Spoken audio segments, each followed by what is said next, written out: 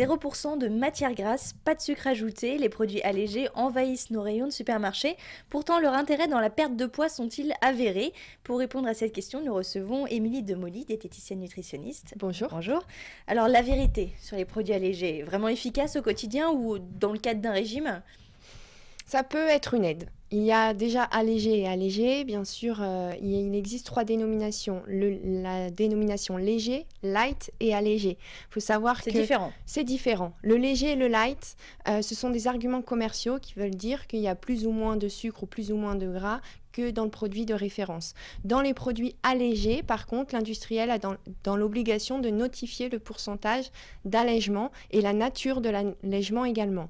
Donc oui, les produits allégés peuvent être une aide pour les personnes qui font attention à leur poids. Mais à eux seuls, ils ne font pas maigrir. Donc si on ne contrôle pas son alimentation en association avec la consommation de ce genre de produits, ça ne se servira à rien en fait. Voilà, consommer des produits allégés, ça ne dispense pas d'adopter de bonnes habitudes alimentaires. C'est cela. À eux seuls, ils ne font pas perdre de poids. Et aux produits allégés, il faut préférer des produits naturellement faibles en calories et intéressants nutritionnellement. Voilà, c'est ça. Vraiment plus se fier au naturel, comme vous le dites, les fruits, les légumes, les confitures, donc tout ce qui est confiture allégée peut être intéressant, par exemple. Les sauces allégées également, parce que justement, ils réduisent en huile, mais ils privilégient en eau, donc ça c'est très bien. Attention aux produits où ils mettent de basses calories, parce que par exemple, des chips light, il n'y a de light que le nom.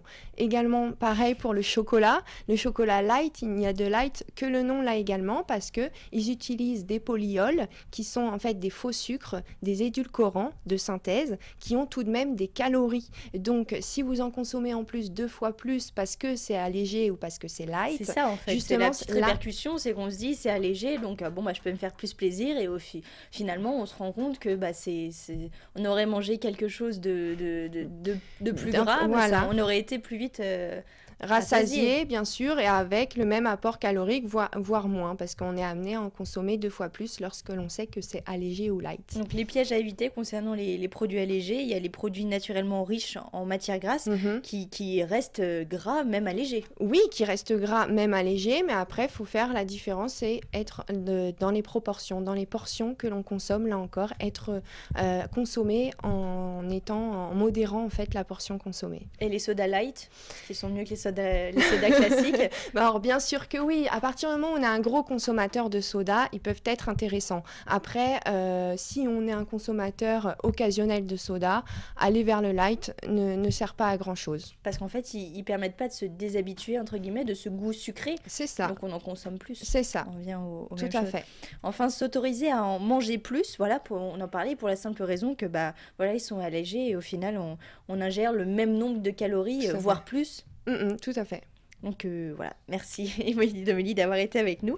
Je le rappelle, vous êtes diététicienne nutritionniste. Toutes les informations sont à retrouver sur votre site cabinet, internet. Sur le site internet, le www.radiosensation.tv. Merci.